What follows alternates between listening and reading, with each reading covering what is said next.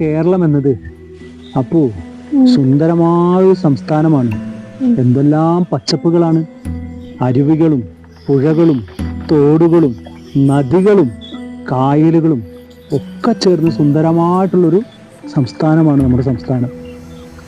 നമുക്കൊരു കടലുണ്ട്, ഏതാണെന്നറിയോ? അറബിക്കടൽ. നല്ല കുട്ടി.